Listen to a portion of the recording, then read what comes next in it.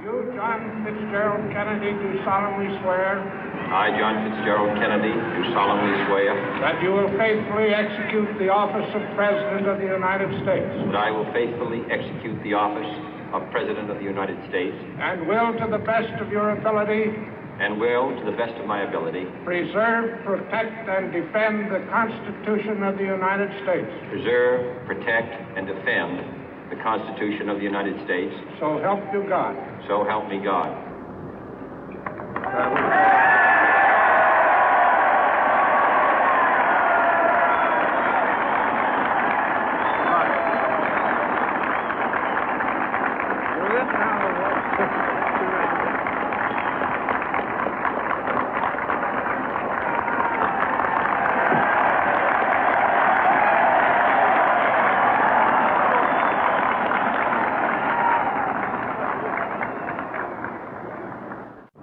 Vice President Johnson, Mr. Speaker, Mr. Chief Justice, President Eisenhower, Vice President Nixon, President Truman, Reverend clergy, fellow citizens.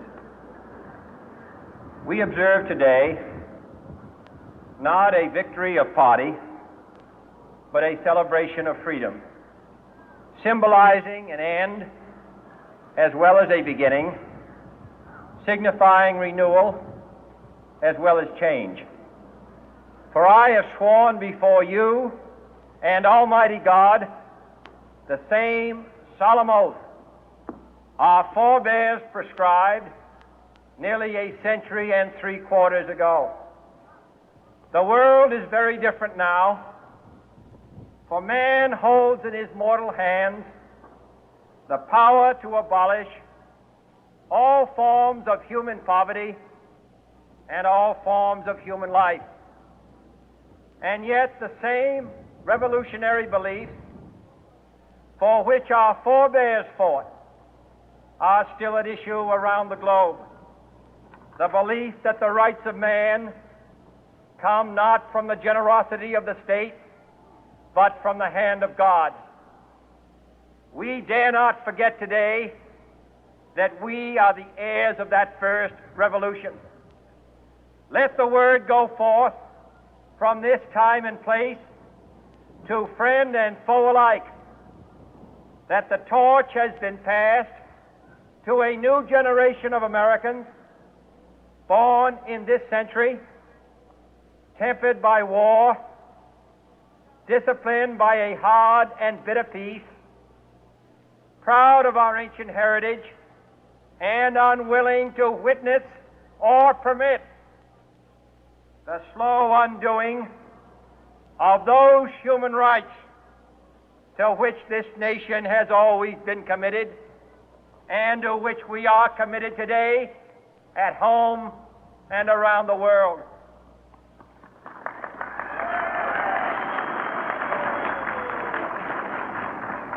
Let every nation know, whether it wishes us well or ill, that we shall pay any price, bear any burden, meet any hardship, support any friend, oppose any foe to assure the survival and the success of liberty.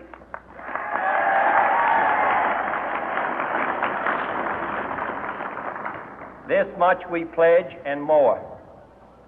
To those old allies whose cultural and spiritual origins we share, we pledge the loyalty of faithful friends. United, there is little we cannot do in a host of cooperative ventures. Divided, there is little we can do, for we dare not meet a powerful challenge at odds and split asunder. To those new states whom we welcome to the ranks of the free, we pledge our word that one form of colonial control shall not have passed away, merely to be replaced by a far more iron tyranny. We shall not always expect to find them supporting our view, but we shall always hope to find them strongly supporting their own freedom, and to remember that in the past, those who foolishly sought power by riding the back of the tiger ended up inside.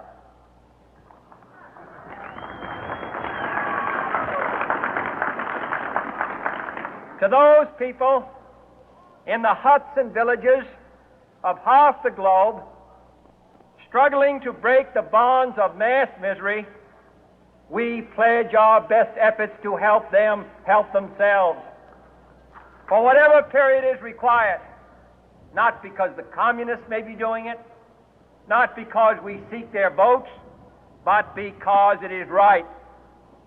If a free society cannot help the many who are poor, it cannot save the few who are rich.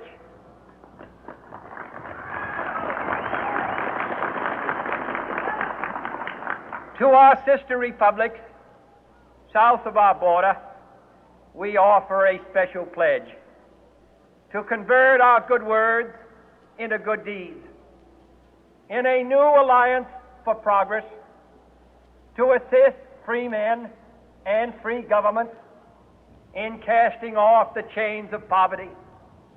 But this peaceful revolution of hope cannot become the prey of hostile powers. Let all our neighbors know that we shall join with them to oppose aggression or subversion anywhere in the Americas. And let every other power know that this hemisphere intends to remain the master of its own house.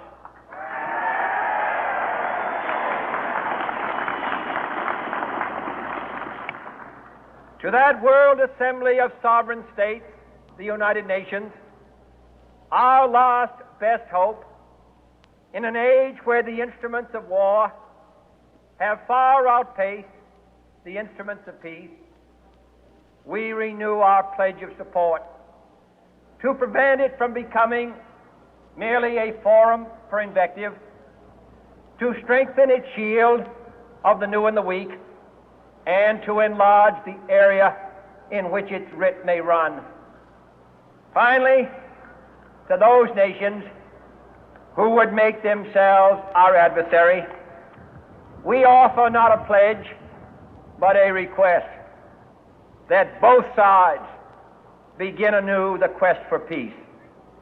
Before the dark powers of destruction, unleashed by science, engulf all humanity in planned or accidental self-destruction, we dare not tempt them with weakness, for only when our arms are sufficient beyond doubt can we be certain beyond doubt that they will never be employed.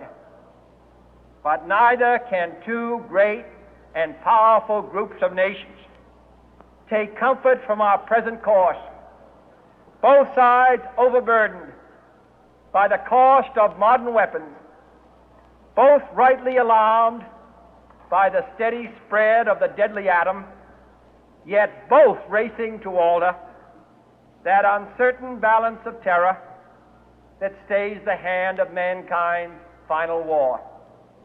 So let us begin anew, remembering on both sides that civility is not a sign of weakness, and sincerity is always subject to proof. Let us never negotiate out of fear, but let us never fear to negotiate.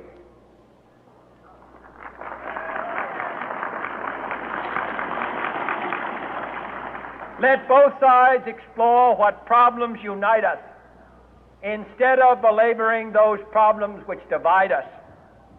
Let both sides, for the first time, formulate serious and precise proposals for the inspection and control of arms, and bring the absolute power to